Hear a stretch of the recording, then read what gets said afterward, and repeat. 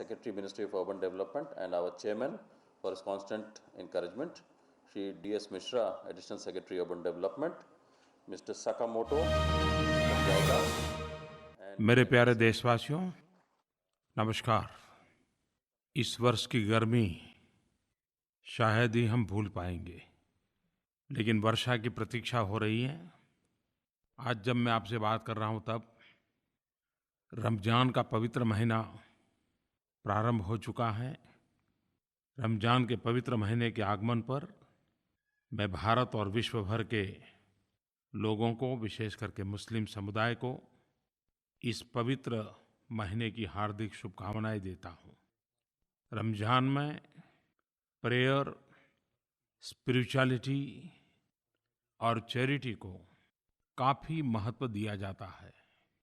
हम हिंदुस्तानी बहुत ही भाग्यवान हैं कि हमारे पूर्वजों ने ऐसी परंपरा निर्माण की कि आज भारत इस बात का गर्व कर सकता है, हम 125 करोड़ देशवासी इस बात का गर्व कर सकते हैं कि दुनिया के सभी संप्रदाय भारत में मौजूद हैं। ये ऐसा देश है जो ईश्वर में विश्वास करने वाले लोग भी और ईश्वर को नकारने वाले लोग भी, मूर्ति पूजा करने वाले भी और मूर्ति पूजा का विरोध करने वाले भी, हर प्रकार की विचारधारा, हर प्रकार की पूजा पद्धति, हर प्रकार की परंपरा, हम लोगों ने एक साथ जीने की कला आत्मसात की है। और आखिरकार धर्म हो, संप्रदाय हो, विचारधारा हो, परंपरा हो, हमें यही संदेश देते हैं, शांति, एकता और सद्भावना का। ये रमज़ान का पवित्र महीना शांति, एकता और सद्भावना के इस मार्ग को आगे बढ़ने में ज़रूर सहायक होगा। मैं फिर एक बार सबको शुभकामनाएं देता हूँ। पिछली बार जब मैं मन की बात कर रहा था तो मैंने एक शब्द प्रयोग किया था कि, और ख़ास करके नौजवानों को कहा था, कुछ नया करें, कंफर्ट ज़ोन से बाहर निकलिए, नए अनुभव लें। और यही तो उम्र होती है ज़िंदगी को इस प्रकार से जीना, थोड़ा रिस्क लेना, कठिनाइयों को न्योता देना। मुझे खुशी हो रही है कि बहुत सारे लोगों ने मुझे फीडबैक दिया। व्यक्तिगत रूप से मुझे अपनी बात बताने का उत्साह सबने दिखाया। मैं हर चीज़ को तो पढ़ नहीं पाया हूँ, हर किसी के संदेश को सुन भी नहीं पाया हूँ। इतने ढेर सारी चीज़ें आई हैं, लेकिन मैंने सरसरी नज़र से भी जो देखा, किसी ने संगीत सीखने का प्रयास किया है, कोई नए वाद्य पर हाथ आजमा रहा है, कुछ लोग यूट्यूब का उपयोग करते हुए नई चीज़ें सीखने का प्रयास कर रहे हैं, नई भाषा सीखने का प्रयास कर रहे हैं, कुछ लोग कुकिंग सीख रहे हैं, कुछ नृत्य सीख रहे हैं, कुछ ड्रामा सीख रहे हैं। कुछ लोगों ने तो लिखा है कि हम अब कविताएं लिखना शुरू की हैं। प्रकृति को जानना, जीना, समझना, उस दिशा में प्रयास कर रहे हैं। मुझे बहुत ही आनंद हुआ और मैं एक फ़ोन कॉल तो आपको भी सुनाना चाहूँगा। दिल्ली से दीक्षा कत्याल बोल रही हूँ। मेरे पढ़ने की आदत लगभग छूट ही चुकी थी, इसलिए इन छुट्टियों में मैंने पढ़ने की ठानी। जब मैंने स्वतंत्रता संग्राम के बारे में पढ़ना शुरू किया, तब मैंने अनुभव किया कि भारत को आज़ादी दिलाने में कितना संघर्ष करना पड़ा है, कितना बलिदान देना पड़ा है, कितने स्वतंत्रता सेनानियों ने जेलों में वर्षों बिताए। मैं भगत सिंह और इतने कम में उन्होंने जो कुछ हासिल किया, उससे काफ़ी प्रेरित हुई हूँ। और इसीलिए मैं आपसे अनुरोध कर रही हूँ कि इस विषय में आप आज की पीढ़ी को कुछ संदेश दें। मुझे खुशी है कि युवा पीढ़ी हमारे इतिहास को, हमारे स्वतंत्र सेनानियों को, इस देश के लिए बलिदान लेने वाले लोगों को, उनके विषय में जानने में रुचि रख रही है। अनगिनत महापुरुष जिन्होंने जवानी जेलों में खपा दी, कई नौजवान फांसी के तख्त पर चढ़ गए, क्या कुछ नहीं झेला, और तभी तो आज हम आज़ाद हिंदुस्तान में सांस ले रहे हैं। एक बात हमने देखी होगी कि आज़ादी के आंदोलन में जिन जिन महापुरुषों ने जेलों में समय बिताया, उन्होंने लेखन का, अध्ययन का बहुत बड़ा काम किया, और उनकी लेखनी ने भी भारत की आज़ादी को बल दिया। बहुत वर्षों पहले मैं अंडमान निकोबार गया था, सेल्युलर जेल देखने गया था। आज वीर सावरकर जी की जन्म जयंती है। वीर सावरकर जी ने जेल में माजी जन्मठेप किताब लिखी थी। कविताएं लिखते थे, दीवारों पर लिखते थे, छोटी सी कोठरी में उनको बंद कर दिया गया था। आज़ादी के दीवानों ने कैसी यातनाएं झेली होगी। जब सावरकर जी की माजी जन्मठेप ये किताब मैंने पढ़ी और उसी से मुझे सेल्युलर जेल देखने की प्रेरणा मिली थी। वहाँ एक लाइट एंड साउंड शो भी कार्यक्रम चलता है, वो बड़ा ही प्रेरक है। हिंदुस्तान का कोई राज्य ऐसा नहीं था, हिंदुस्तान की कोई भाषा बोलने वाला नहीं होगा जो आज़ादी के लिए काले पानी की सजा भुगतता हुआ अंडमान की जेल में, इस सेल्युलर जेल में अपनी जवानी न खपाई हो। हर भाषा बोलने वाले, हर प्रांत के, हर पीढ़ी के लोगों ने यातनाएं झेली थी। आज वीर सावरकर जी की जन्म जयंती है। मैं देश की युवा पीढ़ी को जरूर कहूँगा कि हमें जो आज़ादी मिली है, इसको कैसी यातना लोगों ने झेली थी, कितने कष्ट झेले थे। अगर हम सेल्युलर जेल जाकर के देखें, काला पानी क्यों कहा जाता था, जाने के बाद ही पता चलता है। आप भी कभी मौका मिले तो जरूर, एक प्रकार से हमारे आज़ादी के जंग के तीर्थ क्षेत्र हैं, जरूर जाना चाहिए। मेरे प्यारे देशवासियों, 5 जून महीने का पहला सोमवार है। वैसे तो सब कुछ सामान्य है, लेकिन 5 जून एक विशेष दिवस है, क्योंकि विश्व पर्यावरण दिवस के रूप में उसे मनाया जाता है। और इस वर्ष यूएन ने इसका थीम रखा है, कनेक्टिंग पीपल टू नेचर। दूसरे में शब्दों कहे तो बैक टू बेसिक। और नेचर से कनेक्ट का मतलब क्या है? मेरी दृष्टि से मतलब है खुद से जुड़ना, अपने आप से कनेक्ट होना। नेचर से कनेक्ट का मतलब है बेटर प्लेनेट को नर्चर करना। और इस बात को महात्मा गांधी से ज़्यादा अच्छे से कौन बता सकता है? महात्मा गांधी कई बार कहते थे, one must care about in world one will not सी।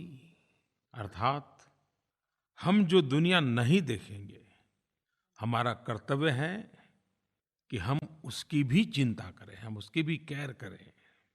और प्रकृति की एक ताकत होती है, आपने भी अनुभव किया होगा कि बहुत थक कर के आए हो और एक गिलास भर पानी अगर मुंह पे छिड़क दे तो कैसी फ्रेशनेस आ जाती है। बहुत थक कर के आए हो, कमरे की खिड़कियां खोल दे, दरवाजा खोल दे, एक ताज़ा हवा की सांस ले ले, एक नई चेतना आती है। जिन पंच महाभूतों से शरीर बना हुआ है, जब उन पंच महाभूतों से संपर्क आता है तो अपने आप हमारे शरीर में एक नई चेतना प्रकट होती है, एक नई ऊर्जा प्रकट होती है। ये हम सब ने अनुभव किया है, लेकिन हम उसको रजिस्टर नहीं करते हैं, हम उसको एक धागे में, एक सूत्र में जोड़ते नहीं है। इसके बाद आप जरूर देखना कि आपको जब जब प्राकृतिक अवस्था से संपर्क आता होगा, आपके अंदर एक नई चेतना उभरती होगी। और इसलिए 5 जून का प्रकृति के साथ जुड़ने का वैश्विक अभियान हमारा स्वयं का भी अभियान बनना चाहिए। और पर्यावरण की रक्षा हमारे पूर्वजों ने की, उसका कुछ लाभ हमें मिल रहा है। अगर हम रक्षा करेंगे तो हमारी आने वाली पीढ़ियों को लाभ मिलेगा। वेदों में पृथ्वी और पर्यावरण को शक्ति का मूल माना गया है। हमारे वेदों में इसका वर्णन मिलता है। और अथर्ववेद तो पूरी तरह एक प्रकार से पर्यावरण का सबसे बड़ा दिशा निर्देशक ग्रंथ है और हजारों साल पहले लिखा गया है। हमारे यहाँ कहा गया है, माता भूमि ही पुत्रो अहम पृथ्वीवयाः। वेदों में कहा है, हम में जो प्योरिटी है वह हमारी पृथ्वी के कारण है। धरती हमारी माता है और हम उनके पुत्र हैं। अगर हम भगवान बुद्ध को याद करें तो एक बात जरूर उजागर होती है कि महात्मा बुद्ध का जन्म, उन्हें ज्ञान की प्राप्ति और उनका महापरिनिर्वाण तीनों पेड़ के नीचे हुआ था। हमारे देश में भी अनेक ऐसे त्योहार, अनेक ऐसी पूजा पद्धति, पढ़े लिखे लोग हो, अनपढ़ हो, शहरी हो, ग्रामीण हो, आदिवासी समाज हो, प्रकृति की पूजा, प्रकृति के प्रति प्रेम एक सहज समाज जीवन का हिस्सा है। लेकिन हमने उसे आधुनिक शब्दों में, आधुनिक तर्क उसके साथ संजोने की जरूरत है। इन दिनों मुझे राज्यों से खबरें आती रहती हैं। करीब करीब सभी राज्यों में वर्षा आते ही वृक्षारोपण का एक बहुत बड़ा अभियान चलता है। करोड़ों की तादाद में वृक्ष बोए जाते हैं। स्कूल के बच्चों को भी जोड़ा जाता है। समाज सेवी संगठन जुड़ते हैं, एनजीओ जुड़ते हैं, सरकार स्वयं इनिशिएटिव लेती है। हम भी इस बार इस वर्षा ऋतु में वृक्षारोपण के इस काम को बढ़ावा दें, योगदान दें। मेरे प्यारे देशवासियों, 21 जून अब दुनिया के लिए 21 जून जाना पहचाना दिन बन गया है। विश्व योग दिवस के रूप में पूरा विश्व इसे मनाता है। बहुत कम समय में 21 जून का ये विश्व योग दिवस हर कोने में फैल चुका है, लोगों को जोड़ रहा है। एक तरफ विश्व में बिखराव की अनेक ताकतें अपना विकृत चेहरा दिखा रही है। ऐसे समय में विश्व को भारत की बहुत बड़ी देन है। योग के द्वारा विश्व को एक सूत्र में हम जोड़ चुके हैं। जैसे योग शरीर, मन, बुद्धि और आत्मा को जोड़ता है, वैसे आज योग विश्व को भी जोड़ रहा है।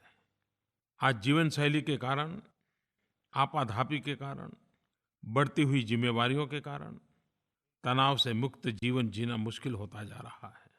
और ये बात देख में आई कि छोटी छोटी आयु में भी ये स्थिति पहुंच चुकी है। अनाप शनाप दवाइयाँ लेते जाना और दिन गुजारते जाना। ऐसी घड़ी में तनाव मुक्त जीवन जीने के लिए योग की भूमिका अहम है। योग वेलनेस और फिटनेस दोनों की गारंटी है। योग ये सिर्फ व्यायाम नहीं है। तन से, मन से, शरीर से, विचारों से, आचार से स्वस्थता की एक अंतर यात्रा कैसे चले, उस अंतर यात्रा को अनुभव करना है तो योग के माध्यम से संभव है। अभी 2 दिन पहले ही मैंने योग दिवस को लेकर के विश्व के सभी सरकारों को, सभी नेताओं को चिट्ठी लिखी है। पिछले वर्ष मैंने योग से संबंधित कुछ स्पर्धाओं की घोषणा की है, कुछ इनामों की घोषणा की है। धीरे धीरे उस दिशा में काम आगे बढ़ेगा। मुझे एक सुझाव आया है और ये मौलिक सुझाव देने वालों का मैं अभिनंदन करता हूँ। बड़ा इंटरेस्टिंग सुझाव दिया है। उन्होंने कहा कि ये 3रा अंतर्राष्ट्रीय योग दिवस है और मुझे कहा है कि आप अपील करें कि इस बार 3रे अंतर्राष्ट्रीय योग दिवस पर एक ही परिवार की 3 पीढ़ी एक साथ योग करें। दादा दादी हो या नाना नानी हो, माता पिता हो, बेटे बेटी हो, तीनों पीढ़ी एक साथ योग करें और उसकी तस्वीर अपलोड करें। कल, आज और कल एक ऐसा सुभग संयोग होगा कि योग को एक नया आयाम मिलेगा। मैं इस सुझाव के लिए धन्यवाद करता हूँ और मुझे भी लगता है कि जैसे हम लोगों ने सेल्फी विथ डॉटर का अभियान चलाया था और एक बड़ा ही रोचक अनुभव आया था। ये 3 पीढ़ी की तस्वीर, योगा करती हुई तस्वीर जरूर देश और दुनिया के लिए कौतुक जगाएगी। आप जरूर नरेंद्र मोदी ऐप पर, माईगोव पर 3 पीढ़ी जहाँ जहाँ योग करती हो, तीनों पीढ़ी के लोग एक साथ मुझे तस्वीर भेजें। कल, आज और कल की ये तस्वीर होगी जो सुहाने कल की गारंटी होगी। मैं आप सबको निमंत्रित करता हूँ। अभी अंतर्राष्ट्रीय योगा दिवस के लिए करीब 3 सप्ताह हमारे पास है। आज ही प्रैक्टिस में लग जाइए। मैं 1 जून से ट्विटर पर डेली योग के संबंध में कुछ न कुछ पोस्ट करूंगा और लगातार 21 जून तक पोस्ट करता रहूंगा, आपसे शेयर करूंगा। आप भी 3 सप्ताह लगातार योग के विषय को प्रचारित करिए, प्रसारित करिए, लोगों को जोड़िए। एक प्रकार से ये प्रिवेंटिव हेल्थ केयर का आंदोलन ही है। मैं निमंत्रित करता हूँ आप सबको इसमें जुड़ने के लिए। जब से आप लोगों ने मुझे प्रधान सेवक के रूप में कार्य की जिम्मेवारी दी है और लाल किले पर से मैंने जब 15 अगस्त मुझे पहली बार बोलने का अवसर मिला था, स्वच्छता के संबंध में मैंने बात कही थी, तब से लेकर के आज तक हिंदुस्तान के अलग-अलग भागों में मेरा प्रवास होता है और मैंने देखा है कि कुछ लोग बारीकी से मोदी क्या करते हैं, मोदी कहाँ जाते हैं, मोदी ने क्या किया, बराबर फॉलो करते हैं। क्योंकि मुझे एक बड़ा इंटरेस्टिंग फ़ोन कॉल आया और मैंने भी शायद इस प्रकार से चीज़ को सोचा नहीं था। लेकिन मैं इस बात को उन्होंने जो पकड़ा है, इसके लिए मैं आभारी हूँ। ये फ़ोन कॉल से आपको भी ध्यान में आएगा। प्रणाम मोदी जी, मैं नैना मुंबई से। मोदी जी, टीवी पर और सोशल मीडिया में आजकल मैंने हमेशा देखती हूँ आप जहाँ भी जाते हैं वहाँ के लोग साफ सफाई पर विशेष ध्यान देते हैं। मुंबई हो या सूरत, आपके आह्वान पर लोगों ने सामूहिक रूप से स्वच्छता को एक मिशन के रूप में अपनाया है। बड़े तो बड़े, बच्चों में भी स्वच्छता को लेकर जागरूकता आई है। कई बार उन्हें सड़क पर बड़ों को गंदगी फैलाते हुए टोकते हुए देखा है। काशी के घाटों से जो आपने स्वच्छता की एक मुहिम शुरू की थी, वो आपकी प्रेरणा से एक आंदोलन का रूप ले चुकी है। आपकी बात सही है कि मैं जहाँ-जहाँ जाता हूँ, वहाँ सरकारी मशीनरी तो सफाई का काम करती हैं, लेकिन इन दिनों समाज में भी एक सफाई का उत्सव बन जाता है। मेरे जाने के 5 दिन पहले, 7 दिन पहले, 10 दिन पहले काफ़ी मात्रा में सफाई के कार्यक्रम होते हैं। मीडिया भी उसको बड़ा प्राधान्य देता है। अभी मैं कुछ दिन पहले कच्छ गया था, गुजरात में। बहुत बड़ा सफाई अभियान चला वहाँ। मैंने भी इसको जोड़ करके नहीं देखा था, लेकिन जब ये फ़ोन कॉल आया तो मैं भी सोचने लगा और मैंने देखा, हाँ, ये बात सही है। आप कल्पना कर सकते हैं मुझे कितना आनंद होता है इस बात को जान करके, और देश भी इन चीज़ों को कैसे बढ़िया ढंग से नोटिस कर रहा है। मेरे लिए इससे बढ़कर के क्या खुशी होगी कि मेरी यात्रा से भी स्वच्छता को जोड़ दिया गया है। प्रधानमंत्री के स्वागत के लिए बाकी जो तैयारियां होने की आदत होगी, लेकिन स्वच्छता प्रमुख बात होगी। ये अपने आप में स्वच्छता प्रेमी किसी को भी आनंददायक है, प्रेरक है। मैं इस स्वच्छता के काम को बल देने वाले सभी को बधाई देता हूँ। किसी ने मुझे एक सुझाव दिया, वैसे वो बड़ा मजाकिया सुझाव है, मैं नहीं जानता हूँ कि मैं इसको कर पाऊंगा कि नहीं कर पाऊंगा। मोदी जी, अब आप प्रवास तय करते समय जो भी प्रवास मांगे उनको कहो कि भाई अगर मुझे बुलाना है तो स्वच्छता का स्तर कैसा होगा, कितना टन कूड़ा कचरा आप मुझे भेंट करोगे, उसके आधार पर मैं अपना प्रवास तय करूं। आइडिया बहुत अच्छा है, लेकिन मुझे सोचना पड़ेगा। लेकिन ये बात सही है कि ये मोमेंट तो बनना चाहिए कि और चीज़ें भेंट सौगात में देने के बजाय अच्छा ही होगा कि हम भेंट सौगात में इतना टन कूड़ा कचरा सफाई करके दे देंगे। कितने लोगों को बीमार होने से हम बचाएंगे, कितना बड़ा मानवता का काम होगा। एक बात जरूर मैं कहना चाहूँगा कि ये जो कूड़ा कचरा है, इसको हम वेस्ट न माने, वो वेल्थ है, एक रिसोर्स है। इसे सिर्फ गार्बेज के रूप में न देखें।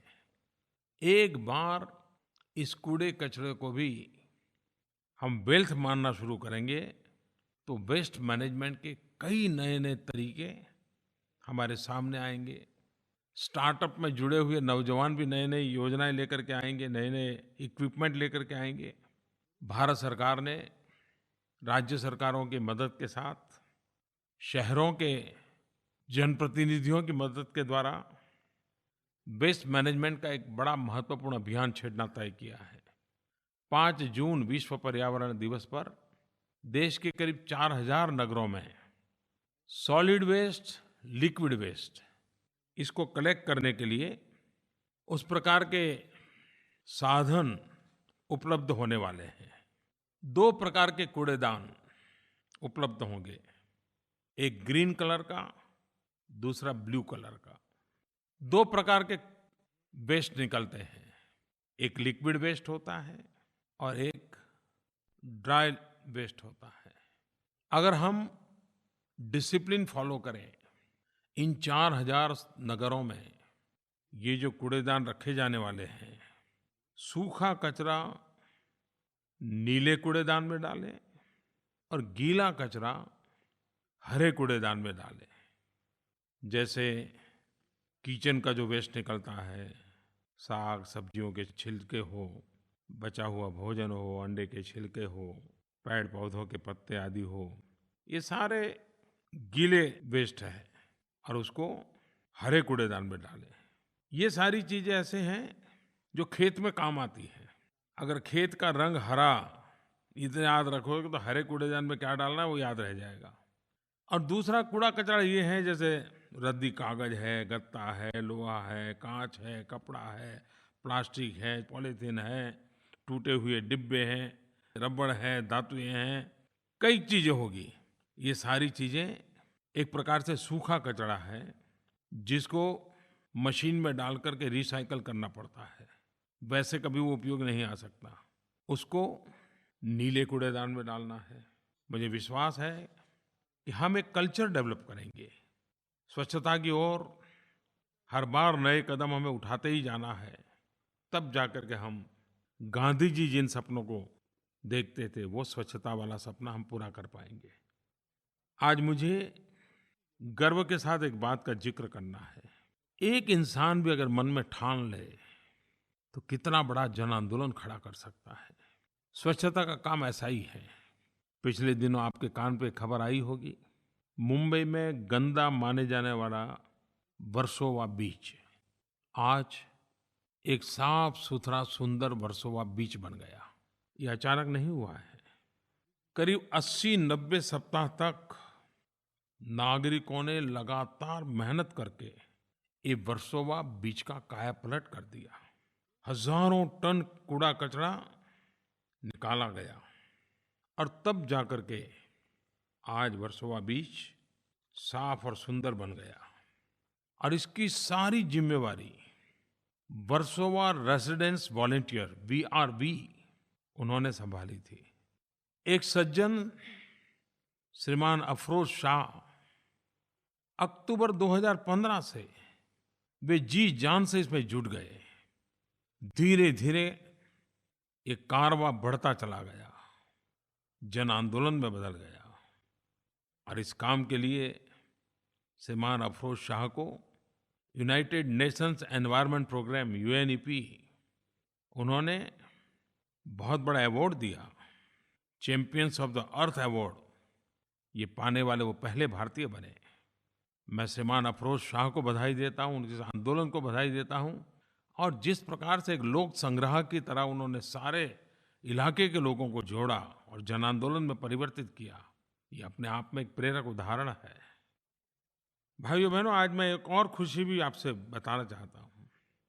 स्वच्छ भारत अभियान के संदर्भ में जम्मू कश्मीर का रियासी ब्लॉक, मुझे बताया गया कि Reasi block open defecation free, खुले में शौच से मुक्त हुआ है। मैं रियासी ब्लॉक के सभी नागरिकों को, वहाँ के प्रशासकों को, जम्मू कश्मीर ने एक उत्तम उदाहरण दिया है, इसके लिए सबको मैं बधाई देता हूँ। और मुझे बताया गया कि इस पूरी मूवमेंट को सबसे ज़्यादा लीड किया है जम्मू कश्मीर के उस इलाके की महिलाओं ने।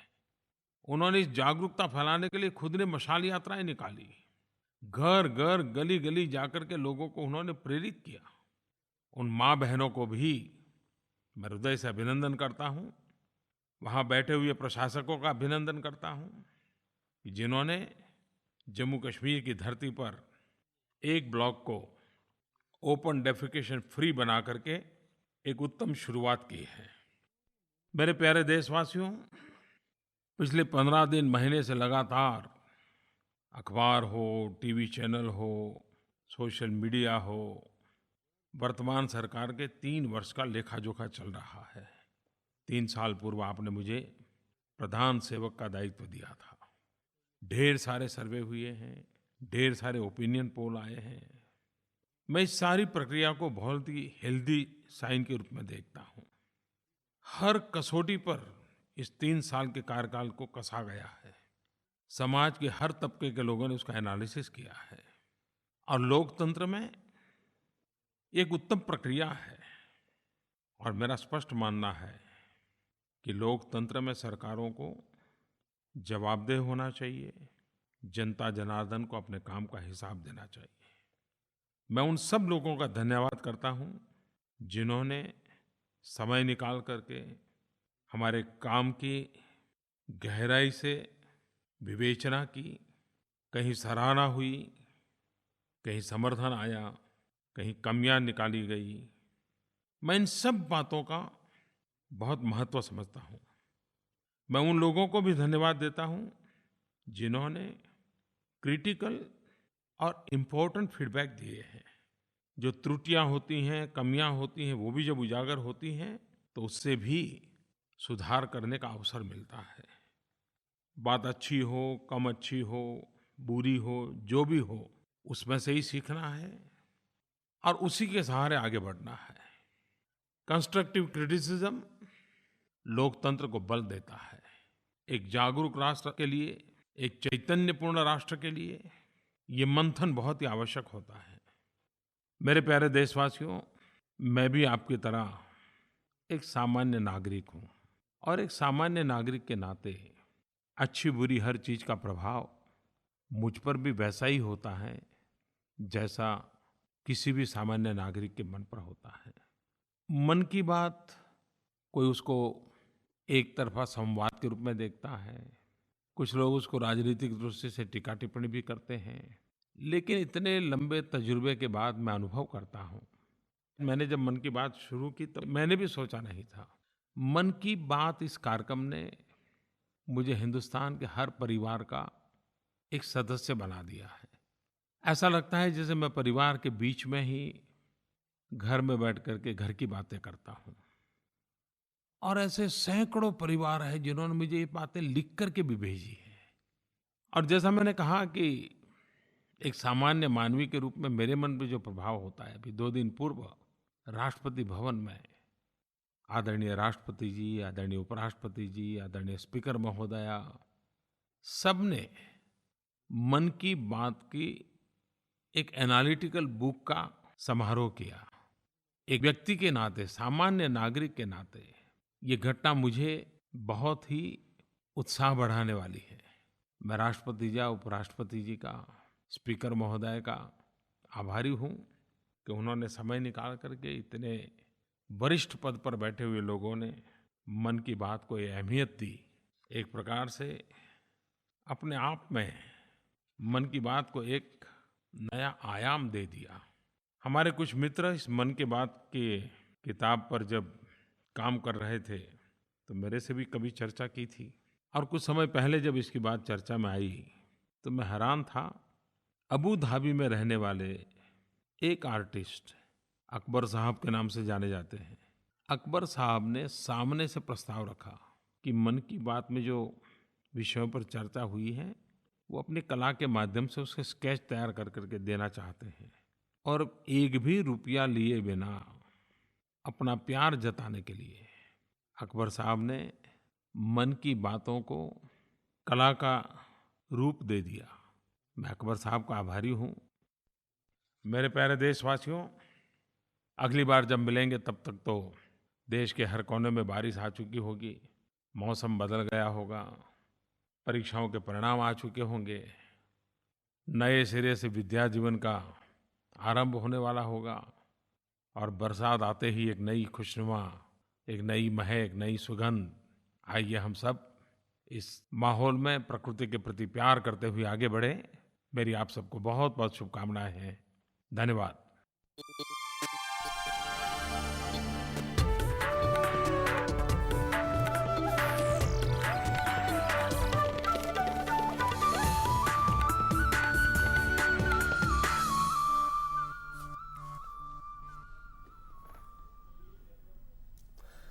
अभी आप प्रधानमंत्री नरेंद्र मोदी की मन की बात कार्यक्रम का प्रसारण देख रहे थे।